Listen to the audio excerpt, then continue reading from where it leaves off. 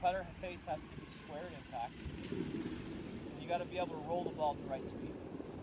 So there's one thing that all good putters do that zero bad putters do. Okay? It's when they take their stroke. Watch my hands. Their hands go toward the target line, toward the hole, right? And what that does is it not only prevents you from lofting the club, adding loft, but it also promotes accelerating through the ball into your target line. Okay. So the same with a 6 and 7 iron, we want our shoulders to be nice and level. Difference is, the longer the club gets, what happens? Where does the ball position go? The longer the club gets. Forward, right? So we're going to play this one about right here in our stance, okay? Stance may get a little wider because it's a bigger swing. You need to be more solid.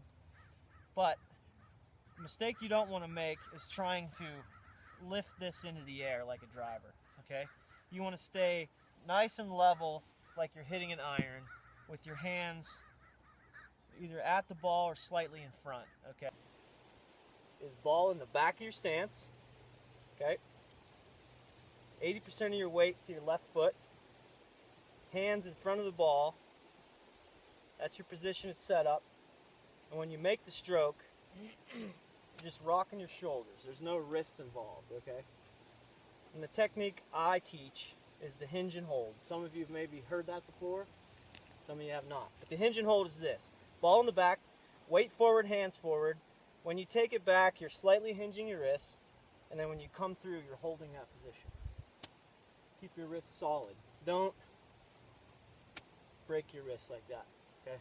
Because what happens is the club face opens up, exposes the leading edge, and it's hard for you to get that leading edge underneath the ball, and there it goes shooting across the green, right?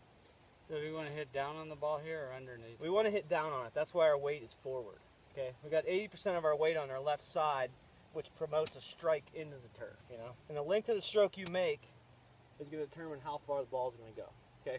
We want to make things measurable. We don't want it to be, okay, I need to hit it this hard, you know? We don't want to base it on feel. We want to base it on something scientific, like the length of the stroke, okay? Hinge going back, hold going forward, right? Something like this. Yeah, you have to get it down. checks a little. If you get downward friction. Yeah.